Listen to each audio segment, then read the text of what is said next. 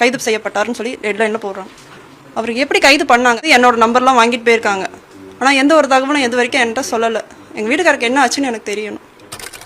நீங்க அரெஸ்ட் ஆனாலும் கூட உங்களுக்குன்னு சில உரிமைகள் இருக்கு அப்படின்றது உங்களுக்கு தெரியுமா? அது என்ன உரிமைகள் அப்படின்றத தெரிஞ்சுக்க இந்த வீடியோவை முழுமையா பாருங்க. ஹாய் ஹலோ எவ்ரிவன், நான் உங்க அட்வொகேட் பிரதீபா. இன்னைக்கு சட்டமும் நானும் சீரீஸ்ல நம்ம எதை பத்தி பார்க்க போறோம் அப்படின்னு பாத்தீங்கன்னா, rights of the arrested person. அதாவது ஒரு நபர் கைது செய்யப்படும் போது அவருக்குன்னு சில உரிமைகள் இருக்கு. அது என்ன உரிமைகள் அப்படின்றத இந்த வீடியோல பார்க்க போறோம். முதல் உரிமை என்ன அப்படின்னு பாத்தீங்கன்னா, அவர் எந்த காரணத்துக்காக எந்த பிரிவின் கீழ் எந்த வழக்குல அவரை கைது பண்றாங்க அப்படின்றத தெரிஞ்சுக்கிறதுக்கான உரிமை அவருக்கு இருக்கு. ரெண்டாவது, அவர் கைது செய்யப்பட்டாரு அப்படின்றத அவரோட குடும்பத்தினருக்கோ உறவினருக்கோ நண்பர்களுக்கோ தெரிவிக்கிறதுக்கான உரிமையும் அவருக்கு இருக்கு. மூணாவது, அவருக்கு தேவைப்பட்ட வழக்கறிஞரை அவர் வச்சுக்கலாம். இன்கேஸ் வழக்கறிஞர் வச்சுக்கிறதுக்கான போதுமான பண வசதி இல்ல அப்படின்னா கவர்மெண்டே அவங்களுக்கு ஃப்ரீயா லீகல் எய்ட் மூலமா அட்வொகேட்ஸை என்கேஜ் பண்ணுவாங்க.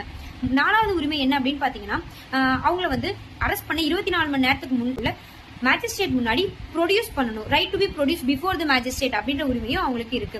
அஞ்சாவது உரிமை என்ன அப்படின்னு பாத்தீங்கன்னா, இப்போ நான் தான் இந்த தப்பு பண்ணேன், இந்த இடத்துல பண்ணேன், இப்படி பண்ண அப்படின்ற மாதிரி சில விஷயங்கள், அதாவது அதை அவங்களுக்கு போலீஸ் கிட்ட சொல்றதுக்கு விருப்பம் இருந்தா அவங்க கன்ஃபஸ் பண்ணலாம். அப்படி அவங்களுக்கு விருப்பம் இல்லை அப்படின்னா அவங்க அமைதியா இருக்கலாம்.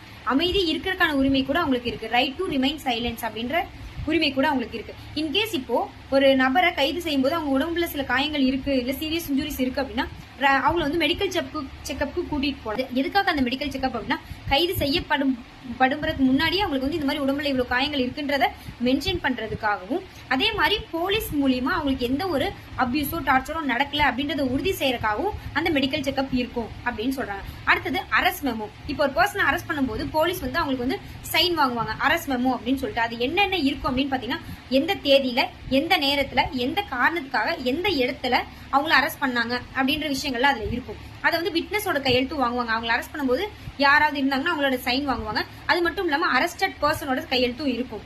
இப்போ இதை எல்லாத்தையும் படிக்கிறதுக்கான உரிமையும் கைதான நபருக்கு இருக்கு அப்படின்றதுதான் இது சொல்லுது. சோ இந்த உரிமைகள்லாம் இருக்கு. இதெல்லாம் தெரிஞ்சுக்காம யாராவது ஒரு பர்சன் அரெஸ்ட் பண்ணிட்டாங்க அப்படின்னா அதை தெரிஞ்சுக்கிறதுக்கான உரிமைகள் உங்களுக்கு இருக்கு. நீங்க கேட்டு தெரிஞ்சுக்கலாம்.